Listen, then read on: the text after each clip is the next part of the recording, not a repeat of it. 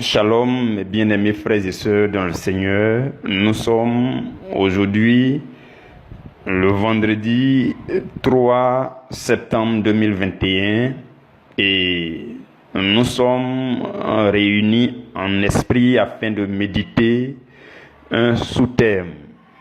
Le sous-thème, c'est ce que votre appartenance à une communauté peut apporter à votre foi. Ce que votre appartenance à une communauté peut apporter à votre foi. Je nous rappelle que notre sujet de ce mois de septembre, c'est bâtir la foi vivante. Et pendant que nous sommes en train d'égrener petit à petit le mois de septembre, il faut aussi que nous prenions de plus en plus les meilleures dispositions pour suivre les enseignements de chaque jour.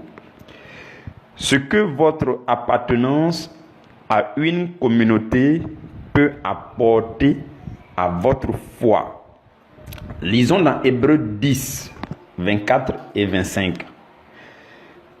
Veillons les uns sur les autres pour nous exciter à la charité et aux bonnes œuvres. N'abandonnons pas notre assemblée, comme c'est la coutume de quelques-uns, mais exhortons-nous réciproquement, et cela d'autant plus que vous voyez s'approcher le jour. Parole du Seigneur, nous rendons grâce à Dieu.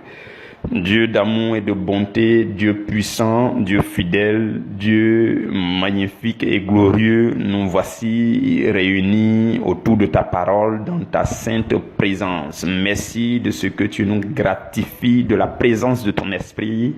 Nous supplions le Saint-Esprit de prendre le contrôle de toutes choses. Tout ce temps de méditation, de nous conduire, de nous disposer, de nous affermir et de nous enrichir à travers ce temps, cette demi-heure de méditation, afin que le nom du Dieu créateur, le Dieu éternel, son nom soit glorifié et que le nom du Seigneur Jésus soit élevé. Merci Seigneur Jésus. Amen.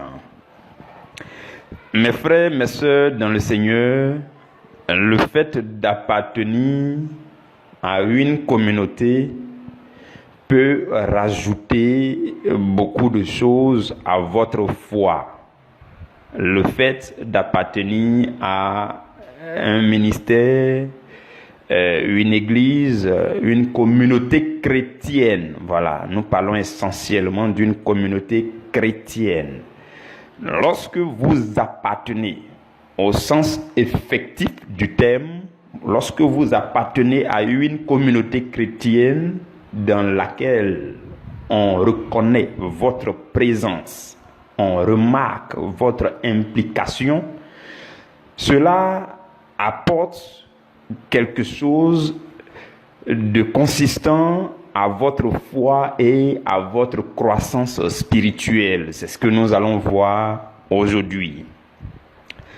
D'abord, je voudrais nous dire que les prières en assemblée, je commence par là, les prières en assemblée sont un facteur qui renforce votre assurance et votre foi. Si vous êtes chrétien et que vous ne participez pas à une prière d'ensemble, une réunion de prière, une prière en assemblée, cela peut s'avérer dangereux pour votre foi. Et lorsque vous participez à des prières dans une assemblée, les réunions de prière, les rencontres de prière, cela est bénéfique. Nous voyons dans Actes chapitre 4, lorsque Pierre et Jean avaient été convoqués par le Sanhédrin et que par la suite ils les ont libérés, la Bible dit qu'ils sont revenus. Lisons à partir du verset 23, Actes chapitre 4. La Bible dit, après avoir été relâchés, ils allaient vers les leurs et racontaient tout ce que les principaux sacrificateurs et les anciens leur avaient dit. Lorsqu'ils l'eurent entendu, ils élevaient à Dieu la voix tous ensemble. Ça, c'est le verset 24. Donc, nous remarquons que quand Pierre et Jean ont été libérés, ils sont revenus dans la communauté, ils sont revenus à l'église.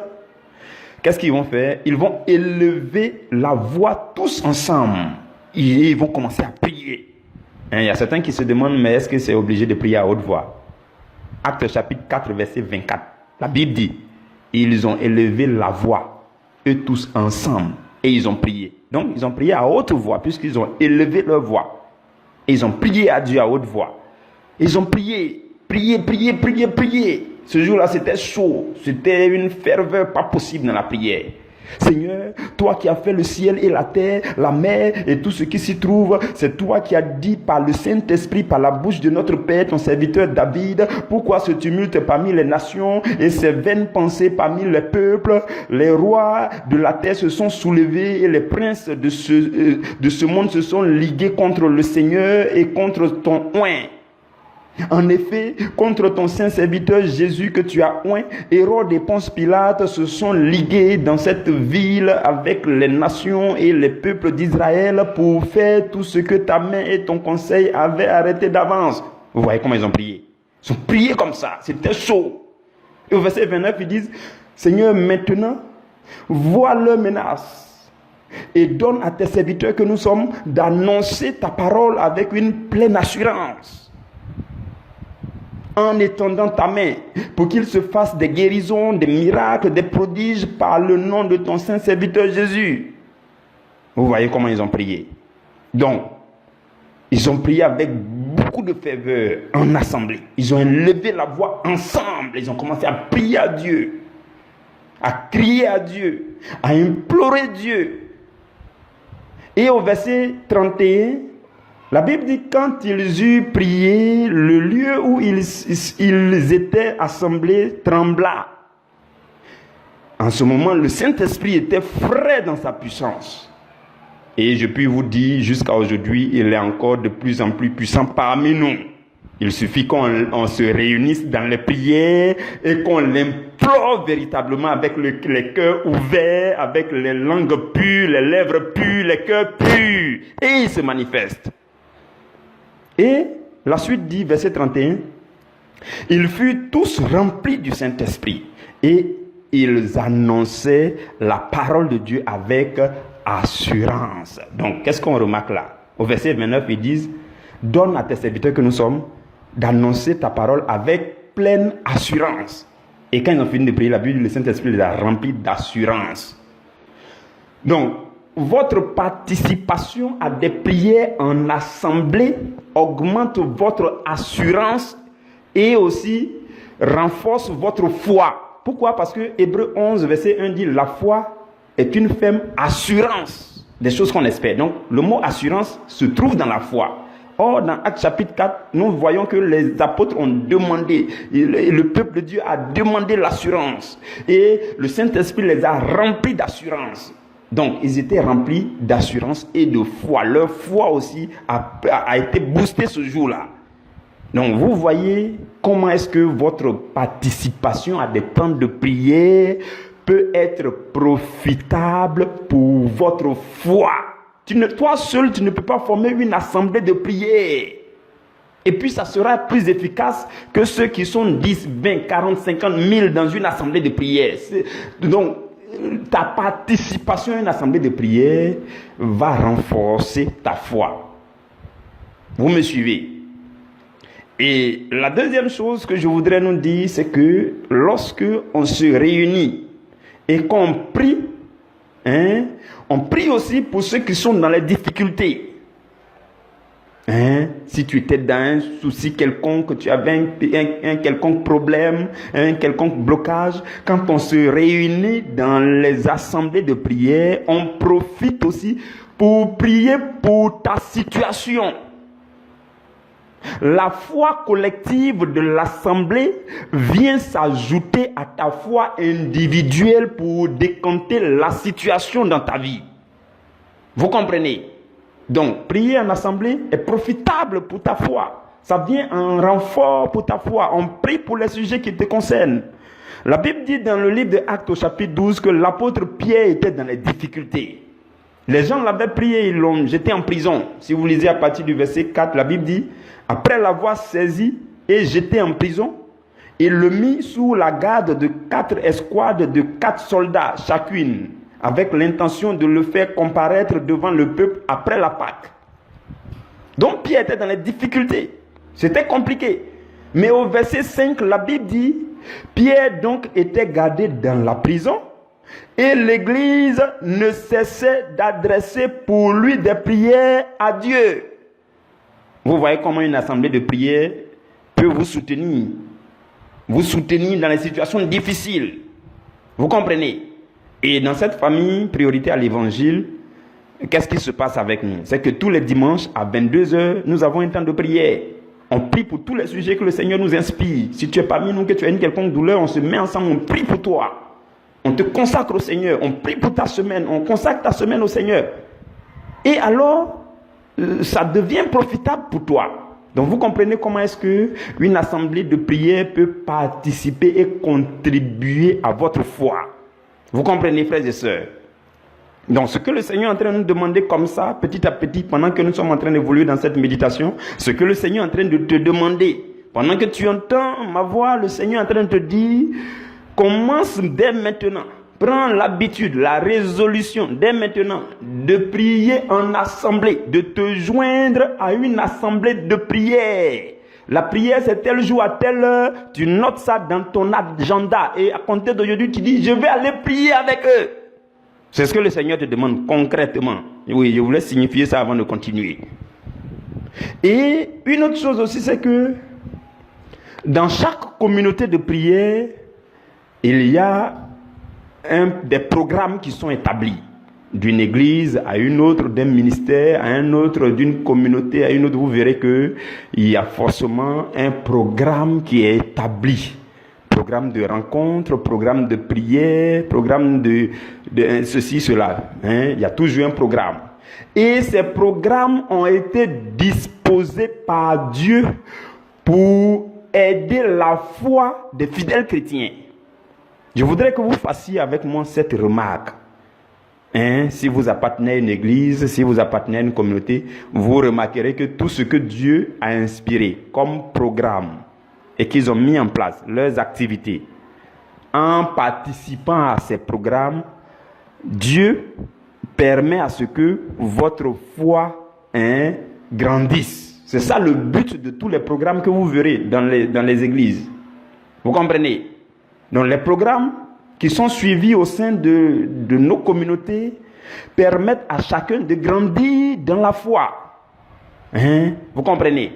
Par exemple, ici dans cette famille, on a un programme collectif de lecture de la Bible. On a appelé ça le Caleb. La Bible dit, la foi vient de ce que l'on entend. Et ce que l'on entend vient de la parole de Christ. Donc, le programme a été établi de telle sorte que quand tu suis ce programme, tu lis la Bible, tu étudies les chapitres de la Bible et ta foi grandit. Vous comprenez? C'est simple. En vous impliquant dans les programmes qui ont été établis dans votre communauté, votre foi grandit. Donc le Caleb, chez nous ici c'est le Caleb, calendrier de lecture et d'études bibliques. Donc quand tu participes à ça chaque jour, on dit on va lire 2 chapitres dans l'Ancien Testament, on va méditer 1 chapitre dans le Nouveau Testament. Si tu suis chaque jour, tu verras personnellement que ta foi est en train de grandir. Et Dieu a mis ces choses en place dans la communauté à cause de toi, pour ta foi. Vous comprenez? On a par exemple un programme de jeûne d'ensemble. Nous sommes à travers notre temps de jeûne de 3 jours. Qu'est-ce que ça va faire pour toi, pour ta foi?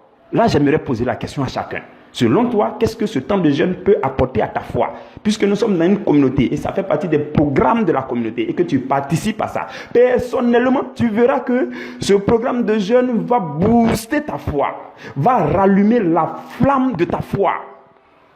Vous comprenez? C'est comme ça que votre communauté peut apporter quelque chose de consistant à votre foi. Les programmes dans la communauté.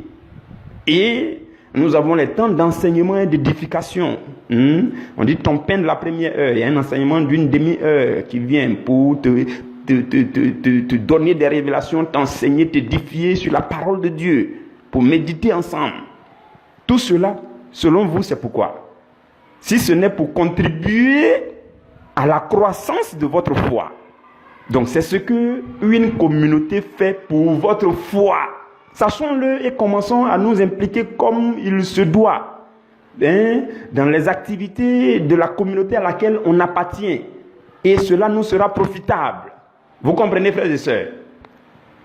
Et le fait d'appartenir à une communauté aussi, ça n'aura pas de sens si vous ne participez pas. Oui, j'aimerais mettre l'accent sur ce fait-là. Une chose est d'appartenir et une autre chose est de participer. Donc le fait d'appartenir à une communauté n'aura pas de sens si vous ne participez pas et si vous ne vous impliquez pas. Pourquoi je le dis? Parce que si vous ne participez pas, votre présence est égale à votre absence. Personne ne vous connaît. Pour ce qui nous concerne, par exemple, on a les groupes WhatsApp, groupes Telegram. Depuis que tu es intégré, tu n'as jamais dit bonjour à quelqu'un. Tu n'as jamais parlé quand quelqu'un écrit. Ta présence est comme égale à ton absence. C'est un peu dangereux. Vous comprenez? Donc, quand on dit appartenir à une communauté, ça veut dire participer. Donc, si tout ce qu'on fait, tout ce qu'on dit, tout cela ne te fait ni chaud, ni froid, comment on peut dire que tu appartiens? Comment on peut dire que tu participes? Comment on peut dire que tu es impliqué? Donc la véritable appartenance à une communauté se traduit par le fait de faire signe de vie et de participer aux échanges, au temps de prière, au temps de jeûne. Vous comprenez, frères et sœurs? Donc votre appartenance sera encore effective lorsque vous vous impliquerez vraiment dans la communauté, lorsque vous serez même impliqué dans le service, lorsque vous vous porterez volontaire un jour pour dire je veux moi aussi faire partie de l'équipe de service. On va bien parler de ça la semaine prochaine. Il y a un sous-thème qui est prévu pour ça la semaine prochaine. Comment bien s'impliquer, comment devenir une bénédiction. On va voir ça en détail.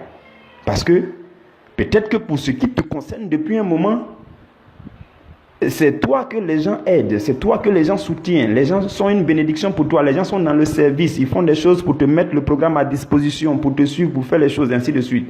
Bon, quand est-ce que toi tu vas donner aussi?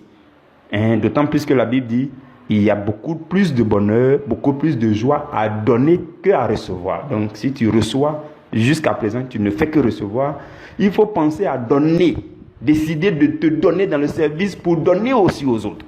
Et tu vas remarquer une plus grande joie, un plus grand bonheur. On va bien parler de ça la semaine prochaine. Vous comprenez, frères et sœurs? Donc, il est important de faire tout, de faire tout votre effort pour très bien appartenir à votre communauté. Parce que quand vous allez le faire, cela aura un apport considérable sur votre foi. Votre foi va grandir, votre foi va être boostée. Et votre foi risque de diminuer si vous n'appartenez pas à une communauté. Ça, je le dis directement. Et franchement, votre foi risque de prendre un coup si vous n'appartenez pas à une communauté.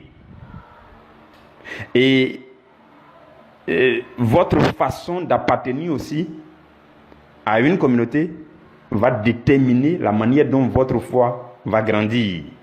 Le texte qu'on a lu dans Hébreux 10 au verset 25, la Bible dit quoi? N'abandonnez pas votre assemblée, mais exhortons-nous réciproquement. Reste dans l'assemblée et parle,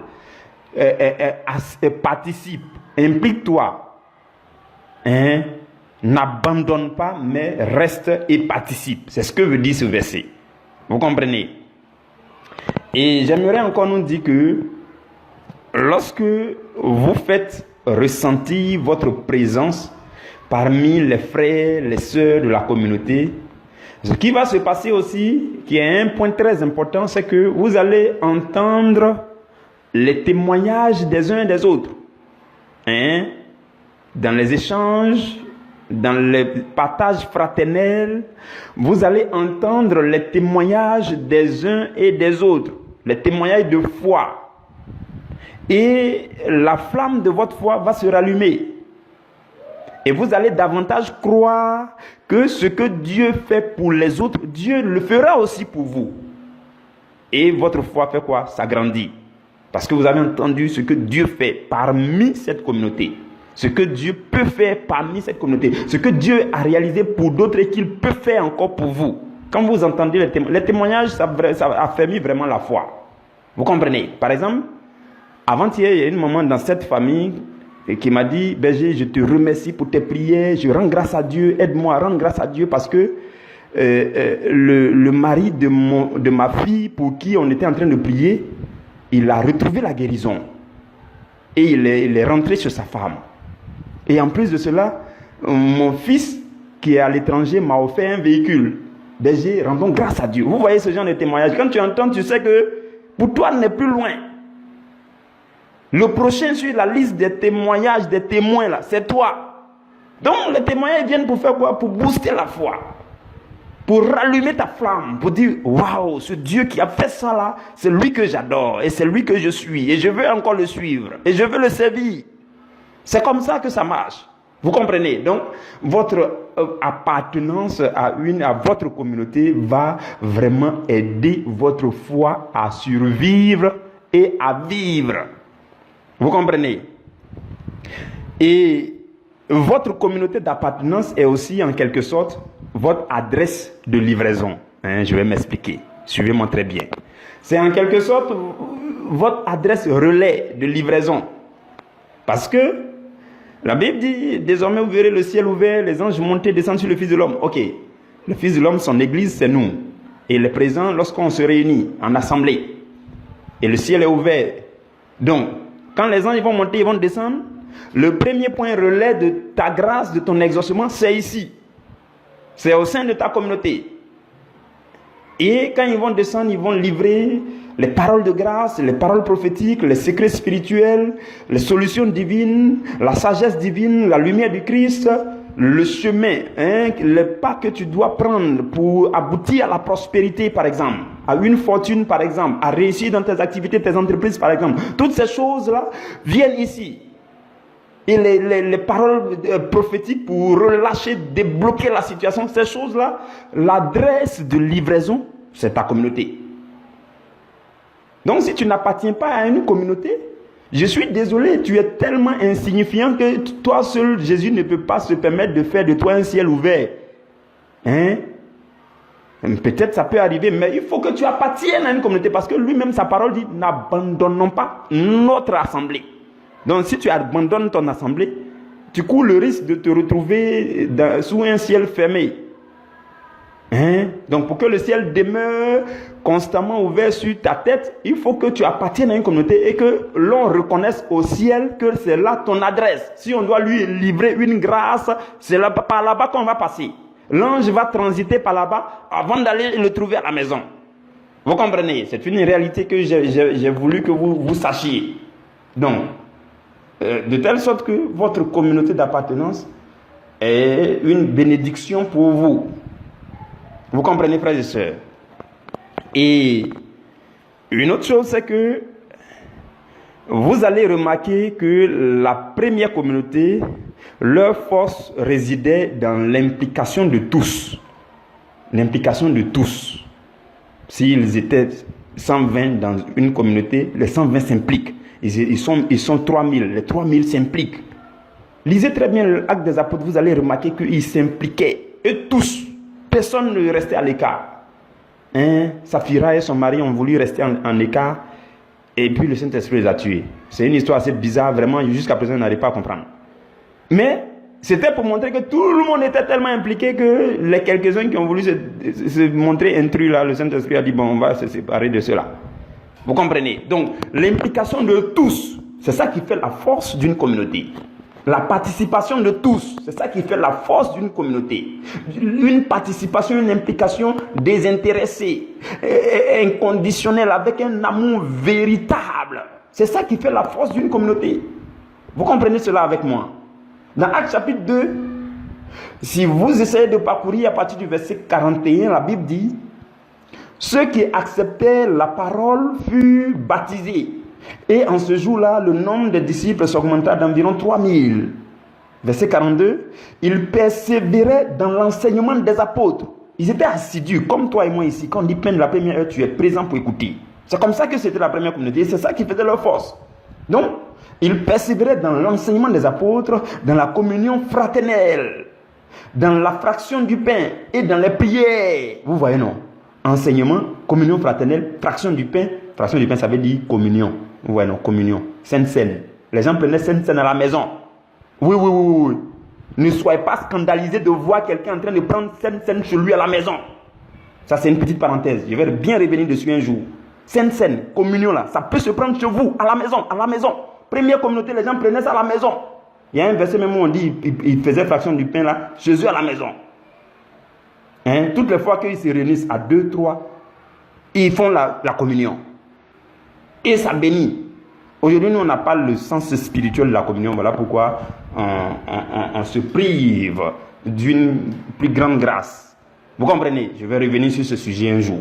Donc, la Bible dit 4 choses. Ils étaient assidus, ils persévéraient dans l'enseignement des apôtres.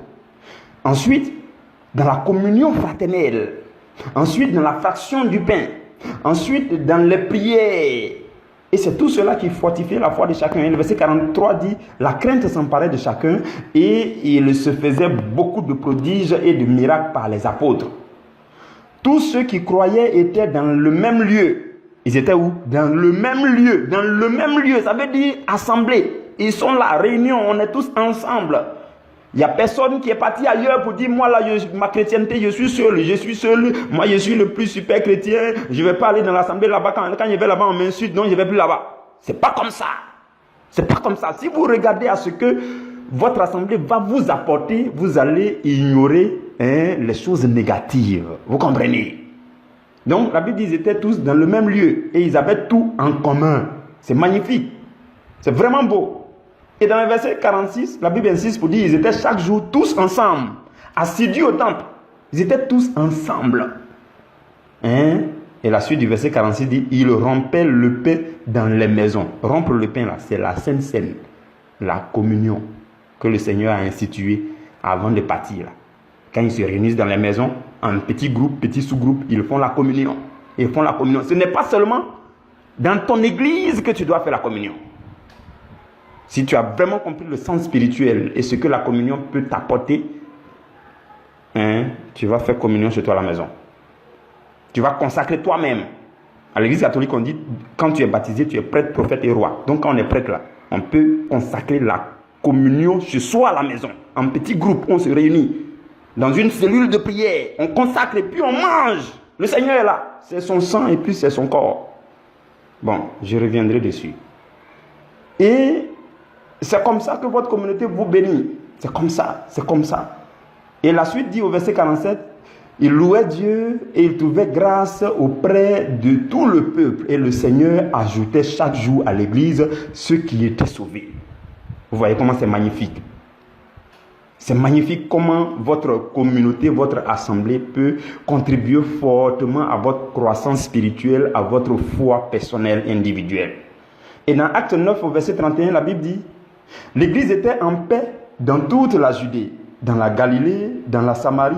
Ils s'édifiaient et ils marchaient dans la crainte du Seigneur et elle s'accroissait par l'assistance du Saint-Esprit. Vous voyez comment c'est beau. Et quand une église grandit, quand le nombre augmente, quand ils sont là et puis tout va bien et puis ils sont dans la paix, ça veut dire que la foi de chacun est en bonne santé. En d'autres termes, la communauté a réussi à impacter positivement la foi de chaque fidèle. Voilà pourquoi l'ensemble de l'assemblée est en paix et ils ont l'assistance de l'esprit et tout se passe bien. Donc, vous comprenez, la foi de chacun est boostée, alimentée, affermie par l'assemblée tout entière. Vous comprenez cela, frères et sœurs? Nous bénissons le nom du Seigneur pour la méditation de ce jour. Et je prie que tout ce que chacun de nous a entendu devienne dans ses membres, dans son esprit, une force spirituelle qui le pousse à marcher davantage à la suite du Seigneur. Que Dieu vous bénisse, que Dieu vous garde. Nous nous retrouverons demain à la première heure pour un autre sous-thème.